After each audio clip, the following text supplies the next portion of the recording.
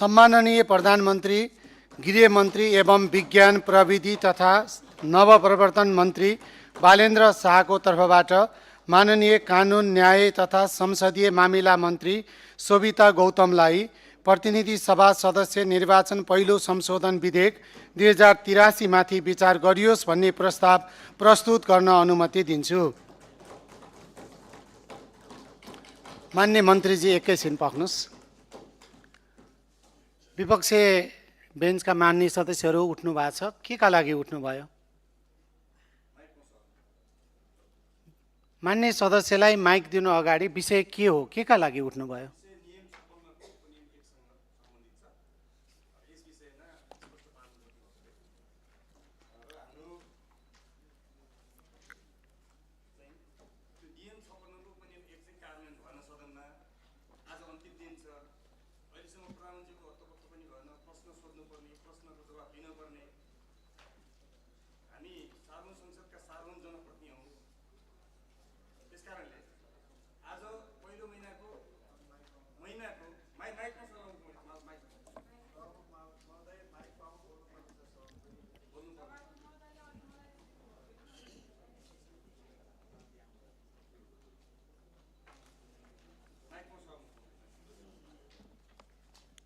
यसमा नियम आपत्ति गर्नुपर्ने के छ मान्य सदस्य?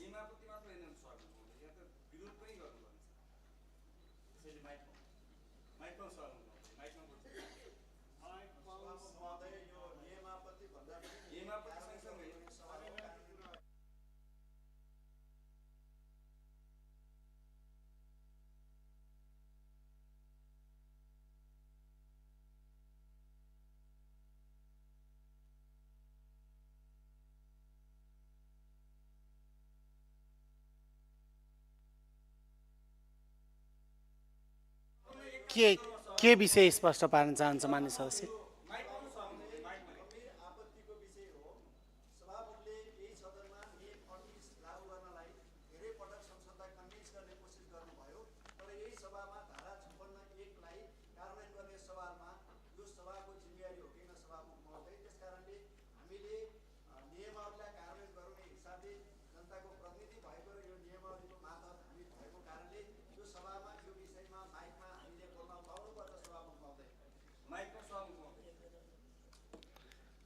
मान्य सदस्य ऐन महरलाई 1 मिनट समय दिन्छु। 1 मिनटमा आफ्नो कुरा राख्नुहोस्।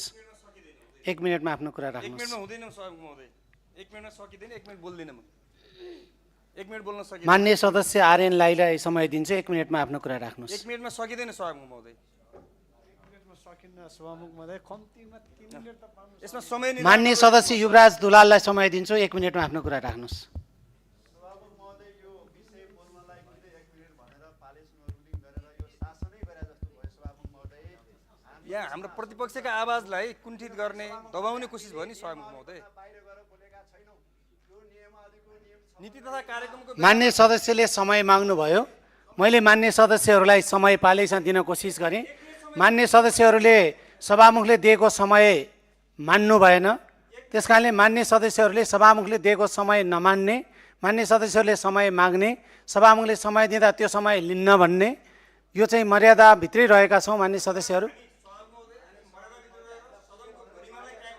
मान्य सदस्य यहाँहरूले के बोल्नुहुन्छ भन्ने कुरा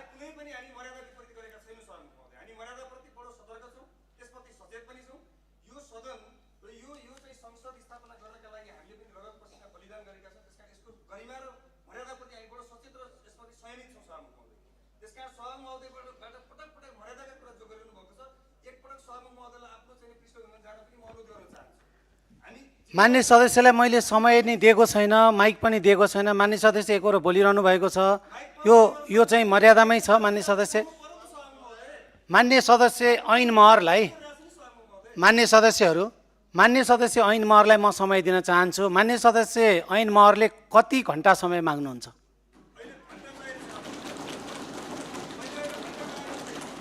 मान्य सदस्य ऐन महरलाई मैले दिएको समय जब तपाईलाई सभामुखले दिएको समय तपाईलाई स्वीकार्य छैन भने अब तपाईले भन्नुस् कति समय दिउँ? अब सबै मान्य सदस्यहरूले सभा हलबाट मागेको अनुसार समय दिएर सभा चल्छ मान्य सदस्य। त्यो सभामुखले जान्ने कुरा हो। अहिलेको विषयअनुसार हामीलाई 5 मिनेट समय चाहियो। धन्यवाद। मान्य सदस्यले कुरा बुझिदिनु भयो। सभामुखले जान्ने कुरा हो। सभामुखले 1 मिनट समय दिएको छ, बोल्नुहोस्।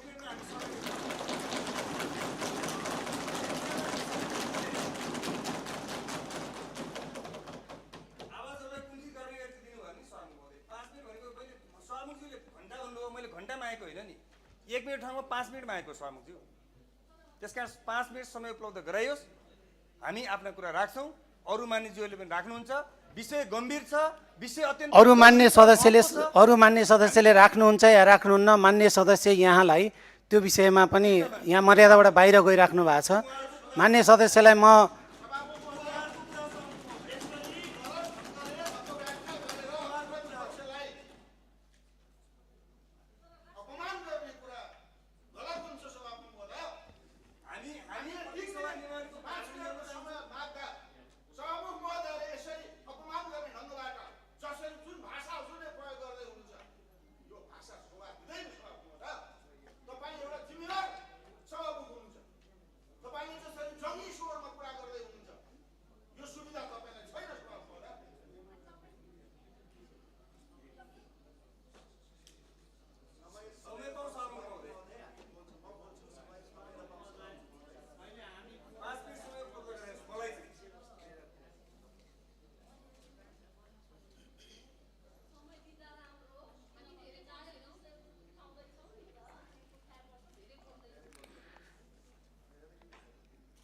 मान्य सदस्यहरू, मान्य सदस्य ऐन बहादुर महरलाई म 3 मिनट समय दिन्छु। 3 मिनटभित्र आफ्नो कुरा राख्नुहोस्। अन्य मान्य सदस्यहरू बस्नुहोस्। सभामुख महोदय धन्यवाद। सभामुख महोदय, हामीले नीति तथा कार्यक्रममा प्रधानमन्त्रीज्यूको उपस्थिति चाह्यौँ। त्यति बेला नियम 38 को विषयलाई लिएर व्यापक छलफल र व्याख्या भयो। मैले त्यो बेलामा पनि भनेको थिएँ, कुरा नियमको हो, नियमावलीको होइन, विषय नियतको हो। प्रधानमन्त्रीज्यूको नियत सदनलाई छल्ने, अपमान गर्ने, जनताको मतको उपेक्षा गर्ने, हुर्मत लिने छ।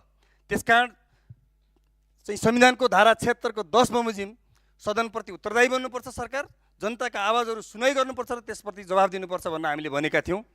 र आज हाम्रो प्रतिनिधि सभा नियमावली 2079 को नियम 56 मा गरिएको व्यवस्था म यहाँ पढ्न चाहन्छु र त्यसको थोरैमा व्याख्या गर्न चाहन्छु। सभामुख महोदय, यो अनदेखा भएको छ।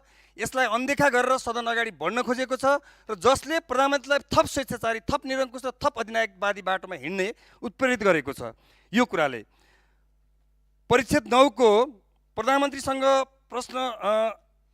प्रत्यक्ष प्रश्नोत्तर भन्ने व्यवस्था छ र त्यसको नियम 56 मा प्रत्यक्ष प्रश्न गर्न सकिने भन्ने व्यवस्था गरेको छ। सभामुख महोदय, त्यसमा प्रधानमन्त्री वा निजको कार्यक्षेत्रसँग प्रत्यक्ष रूपमा सम्बन्धित महत्त्वपूर्ण विषयमा प्रश्न सोध्नको लागि सभामुखले प्रत्येक महिनाको पहिलो हप्ता भनेको महिना 7 गते भित्र पहिलो हप्ताको कुनै एक दिनको बैठकको 7 गते भित्रको कुनै एक दिनको बैठकको पहिलो 1 घण्टा निर्धारण गर्नेछ।